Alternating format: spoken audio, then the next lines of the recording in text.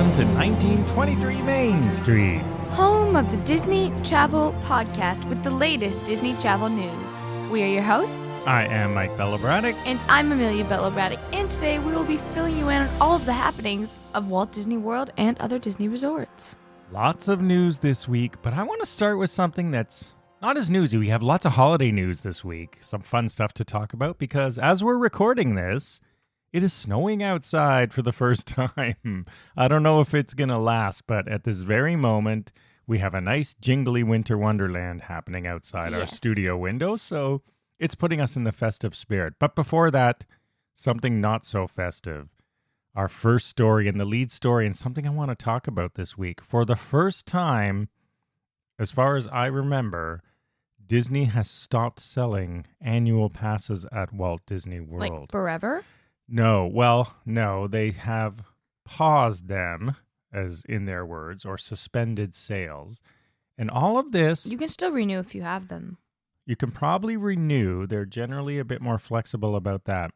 But all of the... Except for one, they're allowing Florida residents to still buy this Pixie Pass. Can you buy that pass if... Wasn't it DVC was in the same tier? Yeah, you cannot buy that one. All the other ones are suspended. And I know they've done this in the past at Disneyland, but the whole reason this is happening is this park pass system. So I don't like it. I'm really not liking this. I mean, let's face it, for 50 years, we never had a problem. You could go to Disney World and get in any park. You just do whatever you want, right? Go to any park wherever you want. I get why Park Pass came in due to COVID, obviously. It allowed them to control crowds. But I think they're pretty much back to full capacity, if not full, very close. So why do we still need Park Pass? And it's why kind are we of a now... futile attempt to manage numbers if they're even trying to do that at all anymore. Yeah, but why? I mean, it was never a problem ever in the past, except for, you know, the Christmas week when the parks would fill up. But that's to be expected. It's the busiest time of the year. So now they've suspended sale of passes because people were buying annual passes and then they couldn't get into a park. So obviously I'd be angry if I spent $1,000 and all the parks are full. That's very infuriating. So I really don't get what's going on behind the scenes, why this wasn't a problem for 49 years and now suddenly it is a problem. But the park pass system is what is causing all these issues. And it is even a bit of a pain planning. So if we're at full capacity, Park Pass doesn't make sense as far as I'm concerned. Yeah. So be aware that, like, if you're like us, we obviously did not renew our annual passes because we're not local during COVID because we couldn't travel down as much. So now we're still not going to be able to buy it.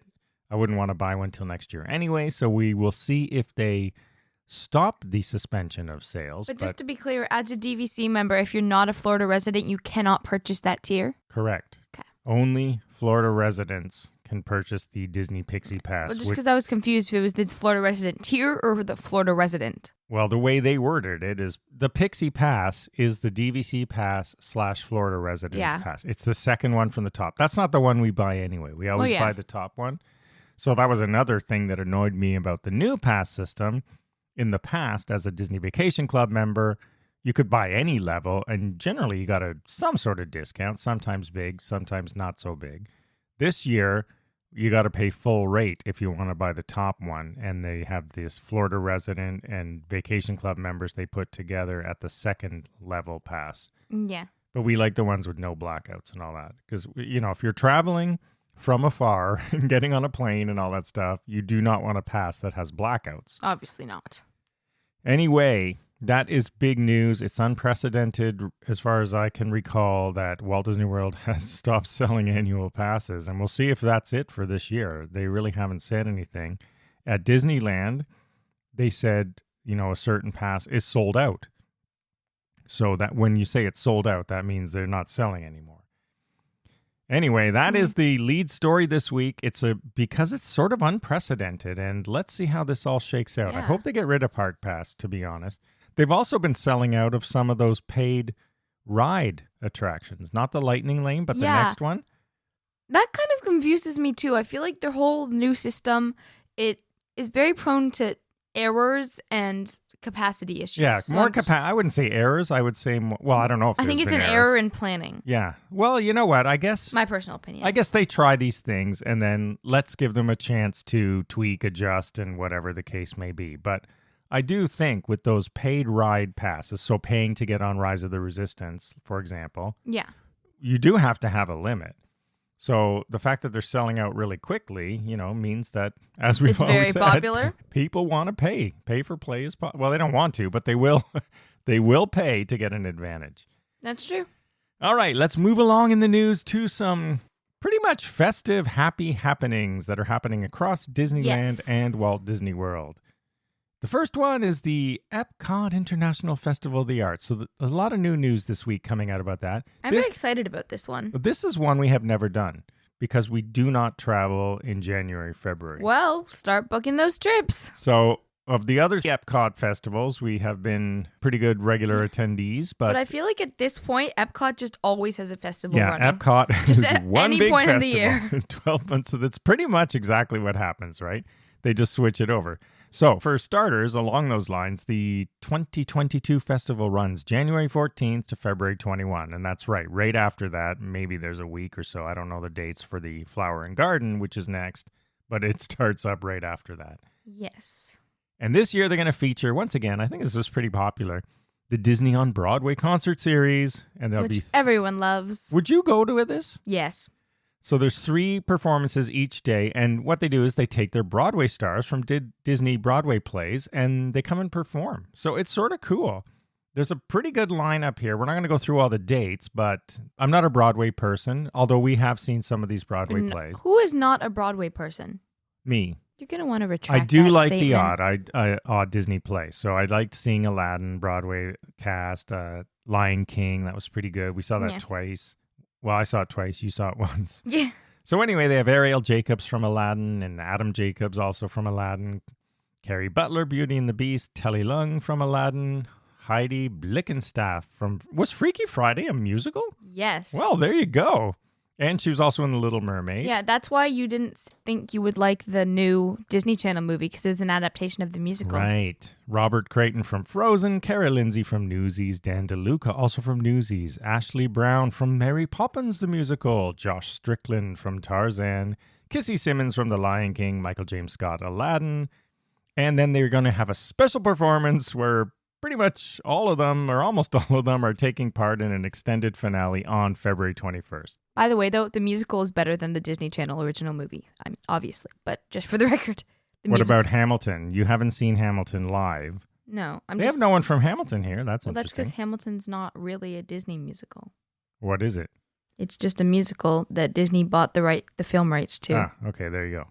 And all these shows are, of course, performed at the America Gardens Theater, which is near the American Adventure Pavilion. Yes. And there are dining packages and all that sort of stuff. So if you like Broadway, yeah, of course there are. Are There's you surprised? More things you can pay for. So if you're going to be there in January, February, and you like Broadway, definitely check it out. Let's jump across the continent to downtown Disney and Disneyland. Downtown Disney is sparkling for the holiday season, as they put it, but I'm very excited because I love the holiday season, and I'm ready for Downtown Disney to sparkle like my mind intends it to, and if it falls short, I will be very disappointed. Now, they are going to start the refurb, or the refresh, as we said, in 2022, but yes, there are... Before that, as they say, sweets, sips, and savory bites. Now, we're not going to go through them all. Excited for. But Amelia has picked some of her favorites to tell you about. So, Amelia, these are the ones I think you would want to try first. So why don't you give some recommendations if you're going to be in downtown Disney for the holiday season? Here are some things you must check out on the Sweet Trail. Marceline's Confectionery. Yeah. That's I Walt's just like town. the menu. I don't know how to pronounce the name. Yeah, Marceline's Confectionery has... What are your highlighted treats there? Snowflake Caramel Apple is the one I'm personally most excited for. Really? You like caramel apples? I love caramel apples. Do you know, when I was a kid, people used to give So those out delicious. for Halloween. I can't imagine anyone would consider that safe You these get days. like lots of caramel, and that's where they put razor blades. And Oh, stuff, what so. a fun I know. tale. Don't you love this show for all the happy memories? All the happy anecdotes that we share. But I'm sure the Snowflake Caramel Apple Yeah. will not have razor blades. A Mickey Santa cupcake, which I'm hoping this one is good because It looks like it will actually taste good. And then also a Mickey peppermint marshmallow because I know tons of people like peppermint. Yeah, and now you don't like peppermint, but I know the peppermint marshmallow is sort of intriguing because you do love marshmallows and Mickey. So I'm actually, out of these three, the Mickey peppermint marshmallow is the most intriguing to me. Yes. Salt and straw ice cream. What are you thinking over there is going to be worth a try? Peppermint cocoa. Cocoa. Sorry. Cocoa. I have some questions about that. It could be good, but it could also be really bad. I think you're going to say, how pepperminty is it? Yeah, that is my question. It could be really good if they have the right blend of peppermint and cocoa. Yeah. All right. It could be very good. I'm sure you'll give it a try. Yeah. Almond brittle with salted ganache. If you like almonds, that sounds pretty good because the almond flavor ties in well. And then my personal favorite, gingerbread cookie dough. I know. That sounds like the yes, best please, to me as well. I can eat this all day. Yeah, it just sounds I scrumptious. really am interested in the gingerbread cookie dough myself. Because cookie dough is my favorite flavor of ice cream normally. And, Now, we love sprinkles cupcakes as well. Yes, and obviously. they also Who have doesn't? some holiday flavors they're going to check out. Another chocolate peppermint. So I think lots of people seem to like this. So hopefully it works well. I wonder if it's dark or white chocolate. Probably milk. Oh, okay. That could be good then. That'd be my guess. Yeah, just because that's the other one I was forgetting. It's just because it really depends on the type of chocolate too. And then they have Christmas cookie and gingerbread. Yeah, I really like the gingerbread. Gingerbread to me is a festive flavor. So is peppermint chocolate. We had a little party here at the house last night and we did candy cane martinis, which is peppermint. Your mocktail version, of course, you don't like peppermint, so I had to make a special one. It's very good. So there are some fun sweets to try. And also going along with the sweets, they're going to have a cappella singers, featured throughout.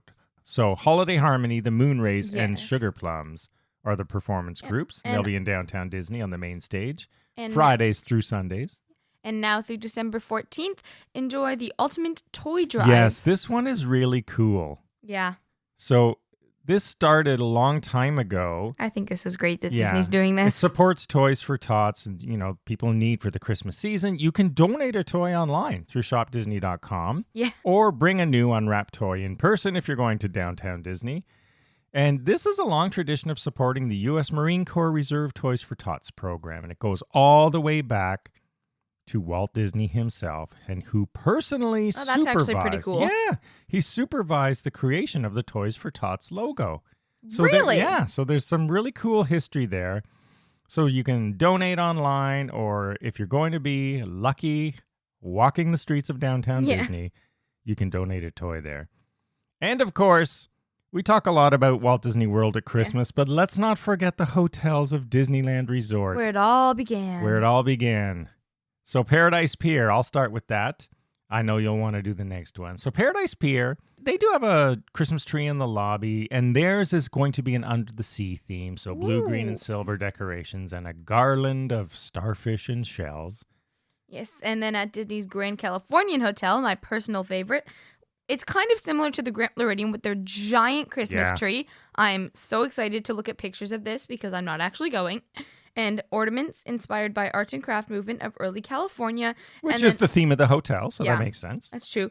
And then also the gingerbread replica of the hotel because, yes, please, I would love to see that. Yeah, this is sort of cool. Unlike the Grand Floridian, this is a replica of the Grand Californian Hotel itself. How big is it?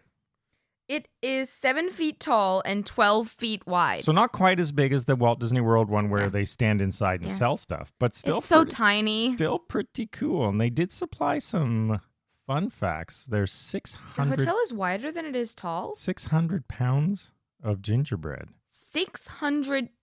And 600 pounds of sugar. Holy moly. That's nice. 250 pounds of fondant. So if I were to eat this, how much weight would I gain? And 1 pound of pixie dust. Ooh, and the last thing is the best here. 25 hidden Mickeys. All right, people, I want to see pictures. 25 hidden Mickeys on this gingerbread house. Can you spot them all? Start sending them to us. Yeah. And of course, they do sell sweet treats you can pick up nearby on the holiday cart in the lobby. Of course, as always. Not a little shop like the Grand Floridian version, but still pretty cool. There will also be carolers around the hotels at Yes. Disneyland Resort Hotel. I think that's nice. And yeah, and also... Disney needs a Disney Christmas song. Do they not have one? I'm sure they have one, but they need like a trademark one. Very I interesting. think they just need a trademark Disney Christmas song. They should get working on that. Otherwise, I'm just forgetting it, which is also very likely. And then there will also be Santa available. Yes, so Santa you to bring can- joy to the So children. you can request your Christmas gifts. And don't forget the new spa. There's the Tenaya Stone Spa at the Grand Californian. Of course. And of course, they have special holiday festive spa packages. The The underneath the tree signature massage, as they say. And so what Ooh. we've learned today is you will soon be booking us a trip, right? Ooh, this is interesting. The scents of fir, California lemon, wild mint, and a touch of eucalyptus. I would That would like be that in good. a candle or spray version, please. Yeah. I don't need the spa treatment. That's fine. You can just get I'm the not a spray spa and then guy, use it but to spa me. It does sound like a nice That's festive not a smell. verb. To spa you? Yeah. Spa me. All right, everyone. That is the news for this week. Yes. In our 15 minutes of magic, lots going on for the holidays. Let us know I'm what so you think. excited for you to surprise me with the trip, Daddy. Yeah. Send us some Can't pictures wait. if you're there. Yeah. Keep wishing under the tree for that. And let us know what you think about this whole Walt Disney World annual pass situation. Yes. All right, everyone. Have a magical week. We will see you again next week. Follow along at 1923 Main Street. Have a magical day. Bye-bye.